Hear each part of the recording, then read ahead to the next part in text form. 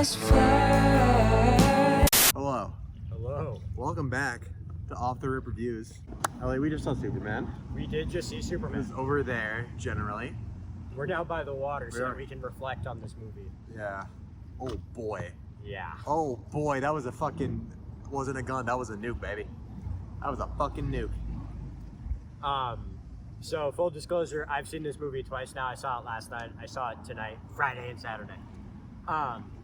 And last night the question that I asked myself when I was walking out of the movie was, is this a better movie, and B, is it a better franchise setup than Iron Man 1 was? And after seeing it a second time, I think I'm gonna say that I like this more as a movie.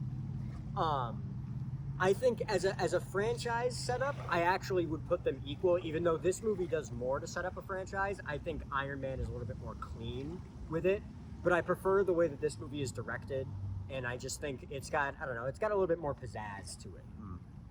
That is very much true, because like, there was a little bit more to prove with Iron Man, Yeah. I think, because like, you know, superhero movies, they were fucking Raimi Spider-Man.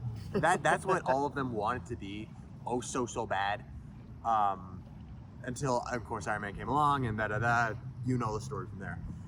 So this had a little bit less to prove, but also like an equal amount to prove. Yeah. I feel like, but in different ways, you know, because like we knew Gunn could do something, but we didn't know it was gonna be to this point. We didn't know if he was gonna fucking bring back DC. Yeah. Which I guess I kind of did prove with the Suicide Squad a few years back, but like. But that's not a franchise builder. No, you know? that's like a continuation of a thing. Iron Man, I'd say to the way that I look at it, Iron Man had to prove that it was possible, but this movie literally had to dig them out of a hole. This is true. I don't know. And boy, oh boy, I think they did it. I want to talk about performances for a second. Oh yeah. David is Superman. Yes. How, brother, you just got there off rip. That's crazy. You know, I found that as this movie was being marketed, when the scene first came out of the interview between Clark and Lois, and it's the one where he's like freaking out and all that. Spoilers, by the way. Well, we had the title card. Here it is. And we're back.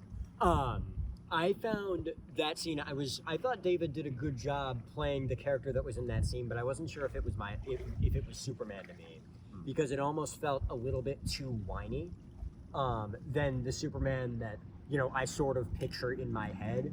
But then I thought about, you know, this is a younger Superman. Obviously, he's going to be a little bit more emotionally immature.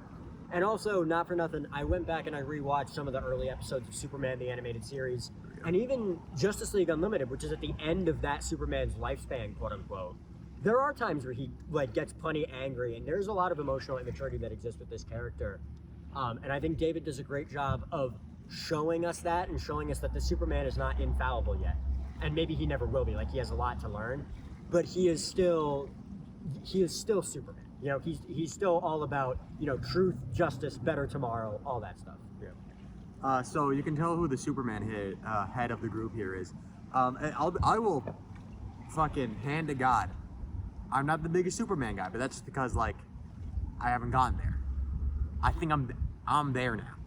Fuck. He also sucked for like a decade, so I can't really blame you for not getting into it. He did suck for so long. And if we got, I doubt folks are watching this, but we got fucking Snyder heads saying, no, he's gone. I mean, listen, I'm sure Henry Cavill could have been fucking fantastic, but you had Zack Snyder, somebody that fundamentally doesn't understand these characters, at the helm of your universe? Yeah.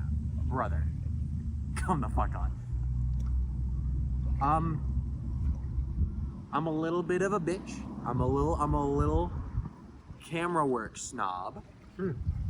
Sometimes the cinematography oh boy, I'm forgetting his name. I didn't know to begin with. The crazy cat that shot this flick.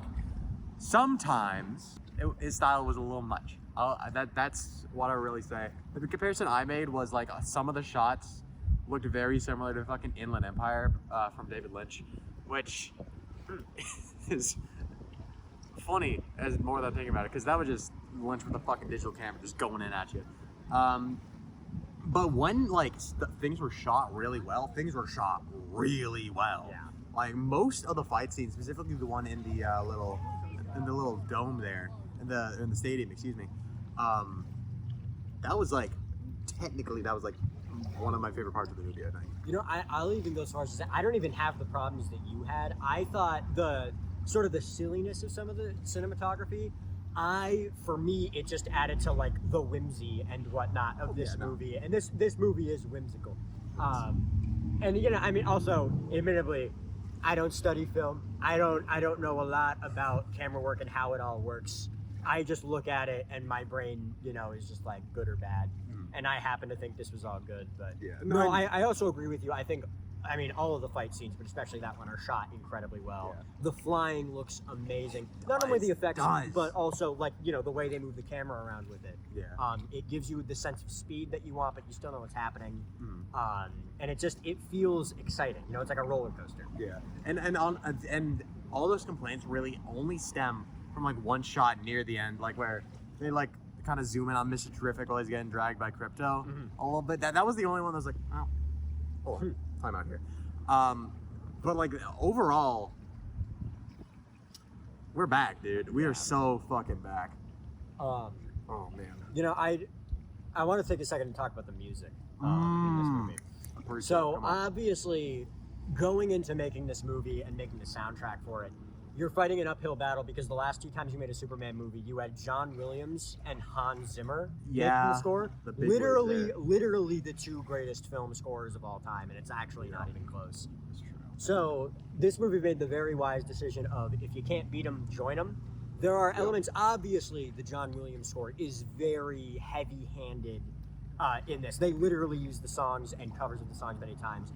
And then even during some of the original tracks that they made, you can hear the progressions. Yeah. But you can also hear, if you listen closely enough, you can hear the Zimmer score in there. And admittedly, the Zimmer score uses some of the same progressions as the Williams score, but there's still some distinctly Zimmer things happening there, especially in the... If you see the movie and you listen for it, you know what you're listening for, you know what I mean. You go fifth, and then fourth, and then down to, I believe it's a minor third, and then you walk back up to the fifth. That is, obviously the fifth is used heavily in the Williams score, but that specific progression is very much a Zimmerism. Not only does he use it in Man of Steel, he uses it in a couple places. And then the original tracks they make for this movie that have nothing to do with anything, those are also great, particularly the song that they play when they're sort of doing the Escape from the Pocket universe. That's a great little track. It actually reminded me of the Daft Punk tracks for Tron Legacy a little bit.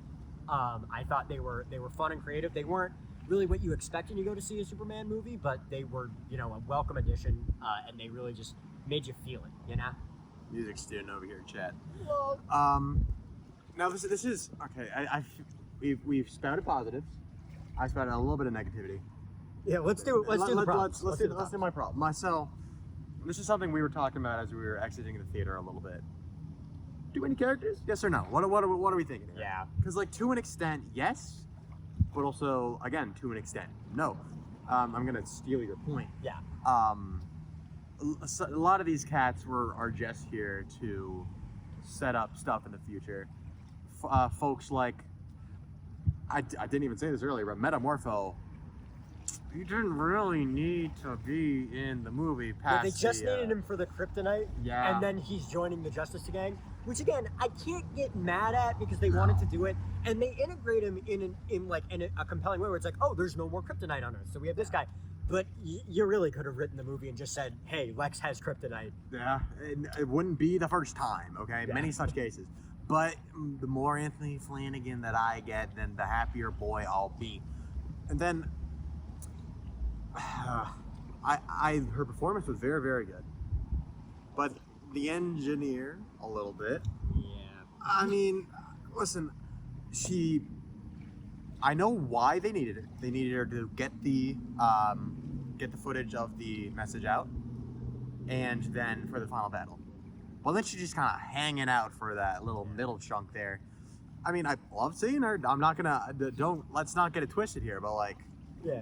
I don't know. I wasn't sure like how necessary her inclusion was sometimes, you know. Like, I will say, her fight choreography is badass. Oh no, it rips. And it the rocks. effects look great, but I do agree, there is that middle chunk of the movie where it's just kind of like, and villain number 3, ladies and gentlemen. I mean, hell, even Ultraman kind of gets kicked out of the story. Yeah, a little bit. Which is hilarious. Also, I will say, it's really funny when the mask comes off of him and it turns out, oh, it's David Cornsweet, who looks like Hayden Christensen in the clone version. And it's like, whoa, he's a clone. It's like, yeah, he's a clone. Yeah, everybody, I thought we all knew that. Yeah. Like, I didn't know that was supposed to be a reveal. I mean, I guess if you're not a DC head, then like, or it's just a Superman head, because I admittedly I don't know how prominent Ultraman is in the comics. Yeah. But like, to an extent, I understand what they're going for, but like, brother, he displayed every single power. It's pretty. Yeah. It's kind of choreographed for even your non superhero aficionados, you know. On complaints, I have one complaint about the music. As much as I love the original scores, it's the licensed music they use. It's not bad by any means. I think all the tracks they use are great. There's the Iggy Pop track, and then there's a couple more that I actually hadn't heard before. You have like the one at the end, which is fine enough. My biggest problem with it is that I just think the Guardians movies do it better, and this movie is so Guardians that you kind of notice Yeah. that the licensed music isn't used as well. And also, not for nothing, like, I think the Guardians movies use very well-known music and they use it well. I think you could have done that in this movie too. You could have gotten some iconic tracks. I mean, hell, I'm wearing the Bowie shirt. Use Starman, right? It's a, people associate that song with Superman anyway. I mean, they did it for the trailer, yes? I actually can't remember, I'll be honest. I think for some promotional material, yes. I don't know about a full-on trailer, but... I mean, I think that's just where they use it, which Rock On. But like, and I do agree. They could have used that, like, actually in the film a little bit. I mean, and if we're talking like Guardians comparisons, there is so much Guardians in this, dude. Yeah. For one thing, Nathan Fillion as fucking Guy Gardner in there, he's in a lot of those. I mean, of course, James Gunn fucking directed all of them, and then again, the cinematographer whose name is escaping me shot. I don't want to say all 3 of them, but at least 2 and 3. I know for a fact he did 2 and 3. And then we had the. This was really. I wasn't expecting the Sean Gunn little cameo. That was hilarious. That was really funny. And then this is what I learned after. One of the Superman robots was Michael Rooker, aka if we're talking Marvel, Yondu. Oh, I actually didn't know that. He just voiced him. I mean, if we're taking the letterboxed cast list into mind there. Oh boy. Going back way far, we talked about performances, but we only talked about David. Nicholas Hoult. All-timer, dude. Here's the thing. Here's the thing with Nicholas Hoult in this movie. He is so perfectly. I'm going to bring up Superman the animated series again. Sorry. He is so perfectly that version of Lex. He's Clancy coded. Later on, in like the Justice League show, Lex becomes a little bit more proper supervillain. But in Superman the animated series, it really just is. He doesn't like Superman, and he doesn't like how much credit he gets. And this movie writes him as the perfect hater, you know? I mean, obviously, he's still a villain, and he wants to do terrible things. And there's probably a part of him that wants to take over the world. But really, he says it. He just wants to kill Superman, and I love that. That is phenomenal. I mean, I was like mostly sold on him for like a good chunk of the movie, but then he has a little monologue. I think in the bit where he's fighting Ultraman without the mask. Yeah. We're like, oh my god, brother, he just fucking hates this kid. Yeah. And that's phenomenal. That is. You mean the one where he's talking about Galileo, right? Yes. The Galileo one. It's a great delivery. It's well written. Mm-hmm. Dude, Nicholas Hoult is he's like raising the ranks from this alone in like best actor working conversations, I think. Speaking of dialogue though, one more complaint that I have. And it's not that. It's really not. Yeah. But there are a few different moments in this movie where the dialogue does feel a little bit too exposity. Now, I'm okay with it because it's the first film in a franchise and you want to set up some of this stuff. And for anybody who's coming in, this is their jumping on point. You want to explain stuff just in case they're not really a comic head at all and they don't know hardly anything. Yeah. And so some of it I can forgive, but there are a few moments where it just feels like a bit much where you could have showed it instead of telling it. That's a little storytelling trick for you guys out there. Show, don't tell. For you I'm coining screenwriters that. out I there. invented that. Yeah, that's true. I was there for that.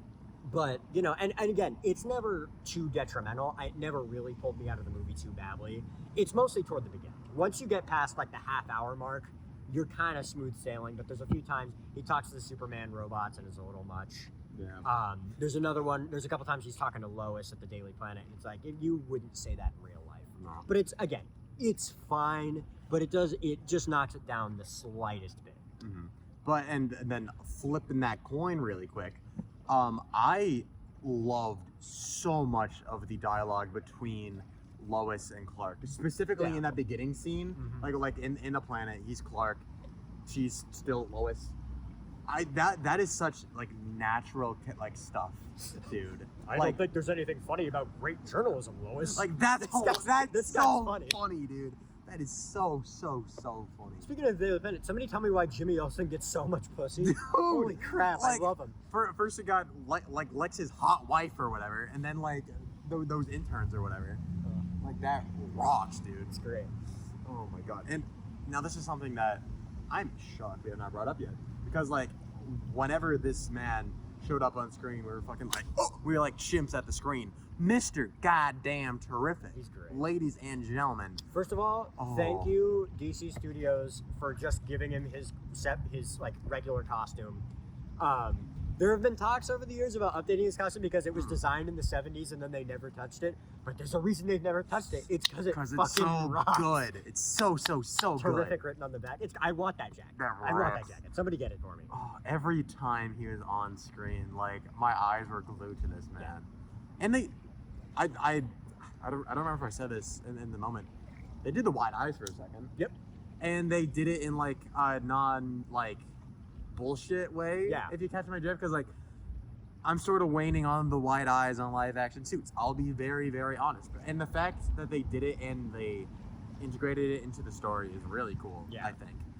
Oh man. Well, while we're on that topic, Guy Gardner, awesome. He's funny. Yeah, he's really funny. Shout out Nathan Fillion, man. Hawkgirl doesn't get a lot to do, but that's okay because Gardner's such a big personality and Terrific is so much more important to the plot. Yeah. It's okay that she's kind of left as a tertiary one. She still does stuff, like she matters, but it's not, you know. Yeah. And also shout out, oh boy, I'm forgetting her name right now, but her actress, she did her homework, man. She knows the differences between the hot girls. Yeah. That rips, dude. That's epic. I'm not really, really cool. entirely sure. I needed to do more background research before I saw this movie. I'm not sure which hot girl she's supposed to be. I'm most familiar with Shira Hall because she was in the Justice League show. Right. But I know there are a couple others. In my heart of hearts, I hope it's Shira just because Shira's a great character. Yep. There's a really cool twist with her at the end of the Justice League cartoon. Go watch it. It's We don't fun. gotta talk about that right now. I know it. Yeah. Just It's a banger. It's a banger. It is a heater. I will fully admit that. All right. Do we want to give a score? Let's score. Do you want to? Oh boy, I'm forgetting our score system for last time. We were doing 5ers or 10ers. Oh, I don't even know. Let's rock with the 10 so we 10, we can like get out of letterbox brain rot. Yeah. I'm gonna give her, with all my complaints in mind, light 7.5 or medium 7.5, light 8. I think that's where that's where I'm living right now. It might go up, might go down in my head later, but that's what we're doing right now. I am a fanboy. I am a shill. I recognize those things, and I don't care. I'm gonna give this a strong 8.5. Maybe you could talk me up to a 9. Oh, Superman.